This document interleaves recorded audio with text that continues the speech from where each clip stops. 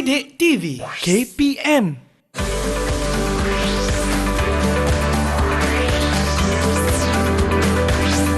Didik TV KPM. Hai, Assalamualaikum semua. Selamat pagi. Bersama saya Syazah, nutritionist, pakar pemakanan anda. Apa khabar semua? Saya harap semua dalam keadaan sihat. Adik-adik semua puasa cukup tak? Kita dah masuk minggu ketiga dah bulan Ramadan ni. Alhamdulillah. Tapi biasalah dah hujung ni mungkin mak-mak kan ataupun ayah-ayah yang menyediakan sahur ataupun menu berbuka, masing-masing dah ketandusan idea, tak tahu nak masak apa dah ni kan. So hari ni walaupun kita dalam segmen Sarapan Sihat, tapi kita boleh jadikan juga sebagai menu sahur sihat.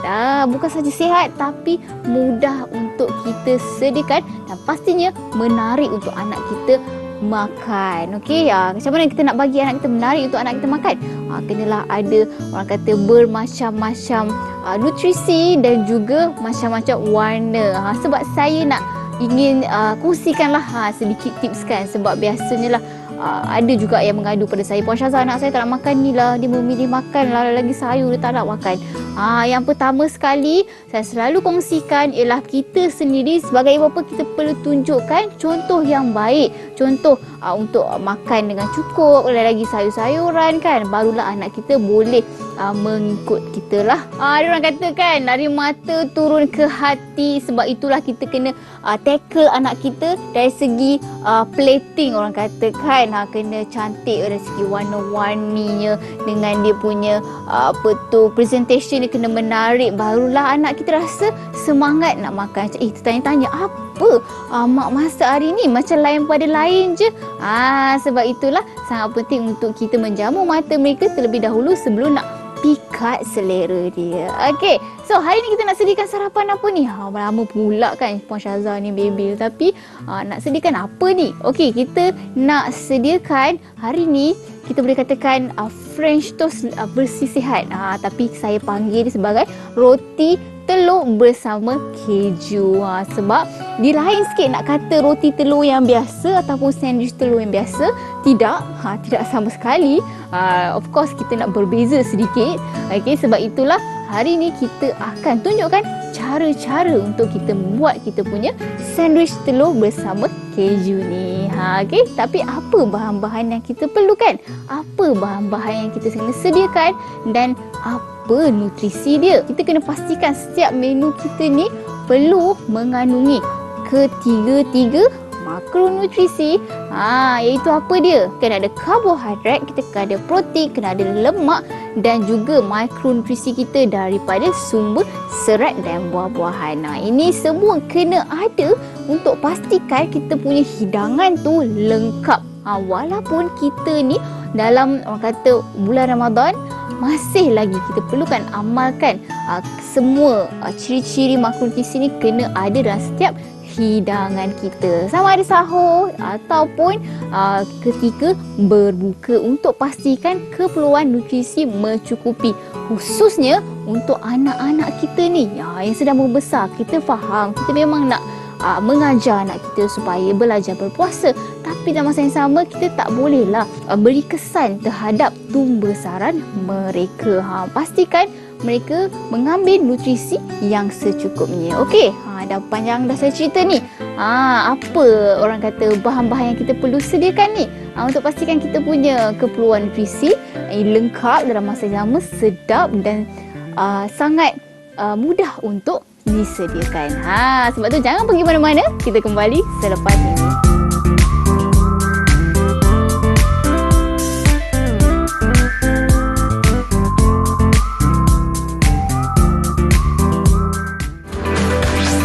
Didik TV KPM. Didik TV KPM. Hari ni kita dalam topik sarapan sihat, aka sahur sihat. Sebab ke bulan puasa ni pun boleh jadi sahur juga dalam masa yang sama. Okey, ini memang nak kata memang cukup mudah, bukan saja sihat tapi sangat mudah untuk kita sediakan. Iaitu kita nak panggil French toast pun tak juga, dia macam ala-ala French toast bersih sihat, ataupun kita boleh panggil sandwich telur bersama keju. Okey.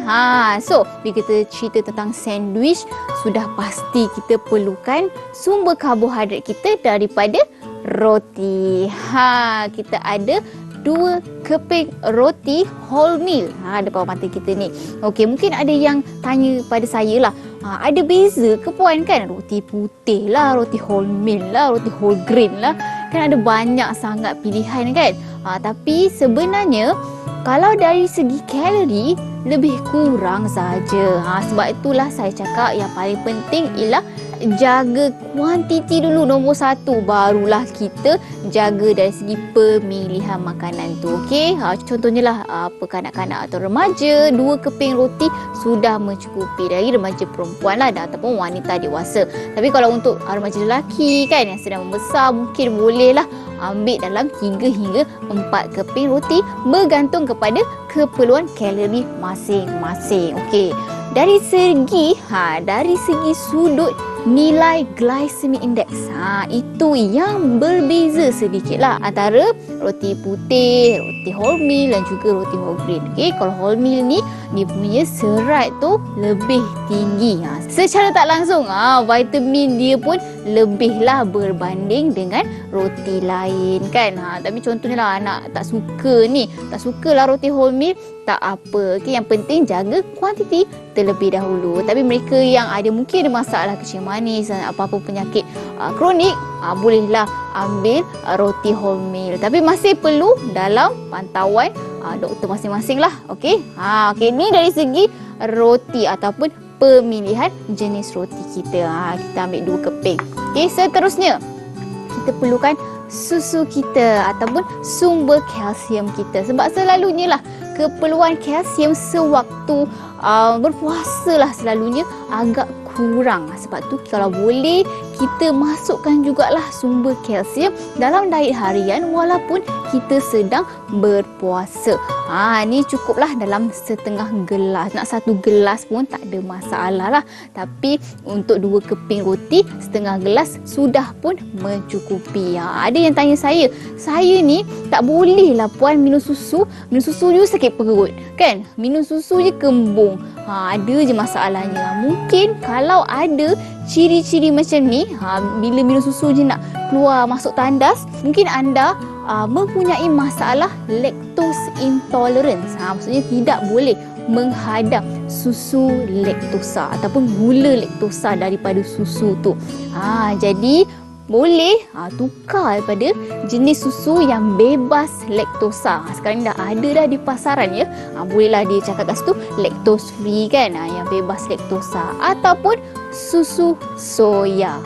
Jadi inilah antara orang kata pilihan lain lah kalau ada masalah untuk menghadam laktosa atau gula susu ni. Okey. Okey, juga ada yang tanya saya, kita kan ada banyak jenis susu kan puan. Ada susu segar lah kan, susu penuh krim lah, susu low fat lah. So mana satu yang paling baik? Okey, untuk kanak-kanak yang sedang membesar, yang paling baik ialah susu penuh krim kerana kandungan lemak dia lebih tinggi dan juga vitamin dia lebih tinggi sesuai untuk anak kita yang sedang membesar. Tapi kalau untuk kita yang dah cukup dah tumbuh sarannya, cukuplah kita ambil sama ada susu segar ataupun susu rendah lemak. Ini pun susu rendah lemak ni pun kena perhatikan tau. Kena bandingkan dari sudut jenama dia. Sebab setengah jenama, sebabkan rasa dia agak kurang berlemak, mereka akan tambahkan gula supaya dia rasa lebih sedap. Sebab itulah kita kena berjaga-jagalah. Tak ada gunanya kalau kita pilih susu rendah lemak tapi gula dia pun tinggi kan. Lebih baik kita ambil susu segar sahaja. Okey. Sebab tu paling penting kita tengok label makanan ya. Tengok kita punya chop kat situ. Sekarang ni KKM dah pun ada buat healthier choice logo. HCL tu kan warna merah tu. Tengok bandingkan pilihan mana yang lebih sihat. Okey. Ini susu kita lah. Susu ni dah cukup dah. Kita punya satu juga keperluan protein dan juga keperluan kalsium kita. Okey. Cakap pasal protein, kita kenalah ada sumber protein yang sebenar kan. Dah ada karbo kan. Kena ada protein kita. Hari ni kita pilih telur. Okey. Ada yang pelik lah. bukan selalunya puan ambil 2 biji. Okey, sebab kita ada spare lagi 1 jenis protein. So kita ambil 1 biji je untuk seorang. Okey, apa manfaat telur ni? Okey, mungkin ada yang tertanya-tanya sebab saya baru saja buat perkongsian ni di Facebook saya berkenaan dengan perbezaan telur yang cukup masak dan telur separuh masak. Apa perbezaannya? Tapi sebenarnya sebab ramai yang suka separuh masak kata lebih sihat lah dan sebagainya. Tapi sebenarnya dari segi sudut protein, telur yang cukup masak lebih tinggi penyerapan protein daripada telur separuh masak. Dan juga risiko untuk kena sakit perut tu kan, masalah keracunan makanan tu berkurangan lah kalau kita ambil telur yang masak sepenuhnya. Tapi bergantung pada cita rasa masing-masing lah kan. Yang pastinya kena penyediaan makanan tu kenalah betul. Okey, selain pada tu, itu dari segi jenis masakan lah. Tapi dari segi sudut protein dia ataupun dia punya nutrisi, telur kuning ni yang paling banyak tinggi nutrien. Sebab ada yang saya tengok ada yang asingkan, tak nak telur kuning sebab nak diet, saya nak telur putih je. Telur kuning ni tinggi kolesterol lah, tak nak ambil. Ini yang biasa saya dengar. Tapi sebenarnya telur ataupun kolesterol dalam makanan ni dia tidak menyebabkan tinggi kolesterol melainkan untuk mereka yang dah ada masalah kolesterol tinggi. Yang punca kolesterol tinggi ialah gula berlebihan, lemak trans atau lemak jahat yang berlebihan. Lemak jahat selalu dapat daripada mana? Lemak minyak yang kita guna banyak kali kan, yang berlebihan jadi lemak trans. Lepas tu margarin, ini antaralah lemak trans. Okey, sebab itu yang kena jaga sebenarnya daripada kolesterol. Kita fikir tentang kolesterol dalam telur ni. Sebab telur kuning pun tinggi dengan lutein dan zeaxanthin. Itu sangat bagus untuk penglihatan kita. Banyak manfaat sebenarnya telur kuning ni, janganlah buang, sayang. Okey, alright. So telur, dan seterusnya kita ada cheese kita. Kita gunakan 1 biji telur je kan. So kita kena top up lagi dengan 1 keping cheese. 1 keping cheese ni bukan saja sumber kalsium, tapi juga sumber protein harian kita. Cukuplah keperluan kalsium kita kan. Ingat tak, 1 hari untuk kanak-kanak atau orang dewasa, kanak-kanak lebih lagi lah, tapi orang dewasa biasanya hanya perlu ataupun perlu cukupkan 3 sajian kalsium. Keperluan kalsium kita contohnya 1 gelas susu 1 sajian, 2 keping cheese 1 sajian kalsium. Lepas tu yogurt 1 cawan 1 sajian. Cukuplah 3 sajian 1 hari ataupun lebih kurang dalam 1000 mg kalsium. Okey, dan seterusnya kita kenalah ada serat. Mana boleh tak ada serat kan? Dah ada karbo, dah ada lemak, dah ada protein, kena ada serat. Pemilihan yang paling sesuai dan paling mudah, tak payah mak-mak nak masak, yang sesuai dengan sandwich ialah semestinya tomato lah. Tomato dan juga salad. Ingat tak, kalau boleh lebihkanlah warna. Janganlah ambil ada warna hijau je. Kadang-kadang saya juga suka ganti dengan salad ataupun kubis ungu tu. Sebab dia pun ada astaxanthin. Ini pun ada fiber lah.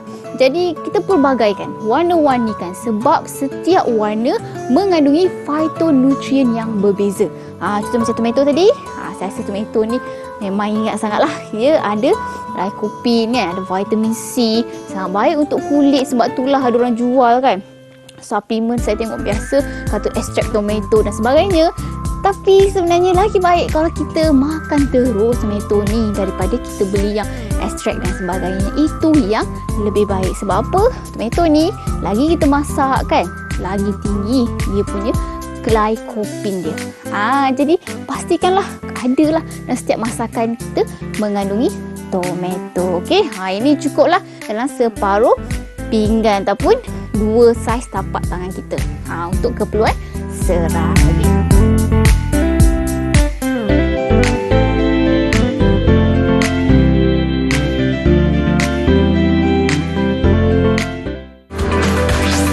Didik TV KPM. Didik TV KPM. Tadi kita dah tunjuk dah apa bahan-bahan untuk kita sediakan sarapan sihat kita pada hari ini, iaitu French toast bersih sihat ataupun roti telur bersama keju. Okey, tapi macam mana kita nak buat ni? Kan tadi dah tahu bahan je tapi tak tahu cara nak buat. Jom saya tunjukkan macam mana kita nak buat French toast kita yang bersih sihat. Okey, jadi mula-mula kita ambil tomato kita, hiris macam biasalah. Ikutlah ada yang dia nak hiris penuh kan.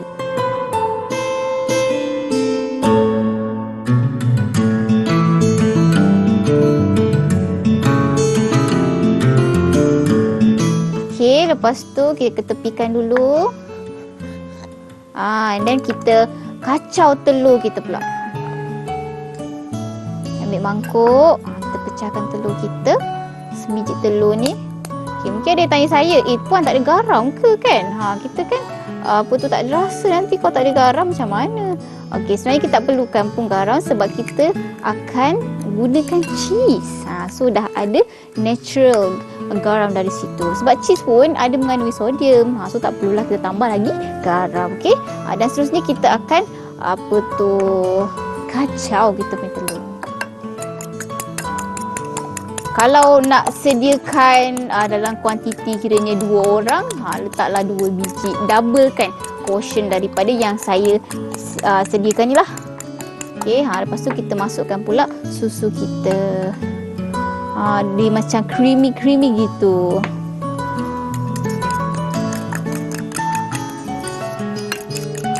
Okey, dah siap. Memang senang. Okey, lepas tu kita akan celup kita punya roti. Rendamkan dalam kita punya telur dan juga susu tadi. Okey. Ada juga yang macam siap-siap tau. Kiranya dia dah kepilkan sayur, cheese semua kan. Baru dicelup tapi macam dia berterabur sikit lah. Kalau kita buat macam ni lebih teratur sikit. Tak ada masalah. Cara masing-masing. Asalkan dia punya nutrisi kita dapat kesemuanya. Okey. Okey, biar kejap. Saya nak letak dulu kita punya sayur-sayuran. Okey, kita letak sayuran kita.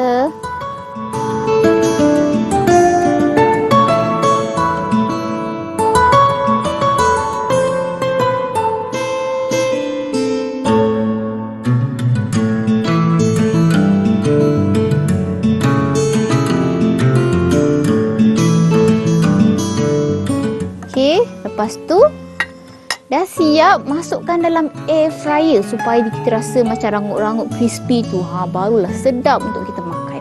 Okey, kita masukkan air fryer kita.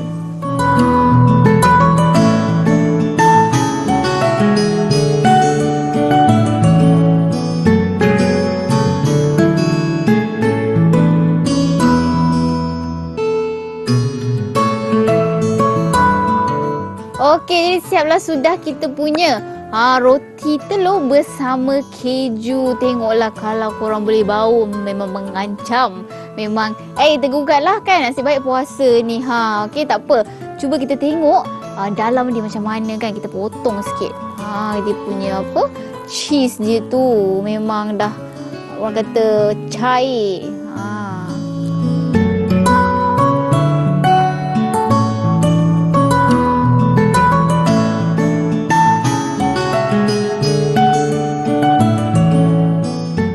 Agak berapa kalori ni? Kalori dia lebih kurang dalam 350 kalori saja. Memang orang kata sesuai untuk mereka yang nak turunkan berat badan, tapi dalam masa yang sama kita dapat semua keperluan nutrisi kita. Yang penting kena ada karbohidrat, kena ada protein dan juga kita punya lemak. Dan tak lupa juga serat-serat kita, iaitu daripada salad dan juga tomato tadi. Sangat mudah untuk kita sediakan dan boleh jadikan sahur, lagi-lagi bila dah kesuntukan masa kan. Dah tak cukup masa lagi. Lagi 10 minit lagi ni dah nak imsak, dah nak nak subuh dah ni kan. Jadi boleh kita sediakan menu ni pada waktu-waktu yang singkat seperti ini. Pun juga sesuai kalau kita nak sediakan pada waktu murih. Ya, kadang-kadang kan kita biasalah lepas tarawih nak cari kan. Kadang-kadang biasa orang Malaysia dicari kuih muih. Bukanlah tak boleh, boleh, tapi kita lebih galakkan pemilihan macam buah-buahan, sandwich berbanding kuih muih yang manis. Sebab selalunya kuih-kuih yang manis ni lagi menyebabkan kita rasa lapar lebih cepat. Ini yang menyebabkan kita tak cukup ni nak makan setakat 1-2 ketul. Itulah yang berketul-ketul. Lepas tu kita tidur pula tu. Inilah antara punca kenaikan berat badan. Walaupun kita tengah puasa, ramai antara kita ingat mesti confirm kurus punya. Tapi benda-benda yang kecil-kecil ni kita tak perasan yang menyebabkan kenaikan berat badan. Okey? Jadi jangan lupa cuba di rumah dan tag saya Syaza Nutritionist di Instagram dan juga Facebook. Dan dapat juga tips-tips pemakanan harian. Okey, selamat mencuba. Bye. Assalamualaikum. Selamat berpuasa.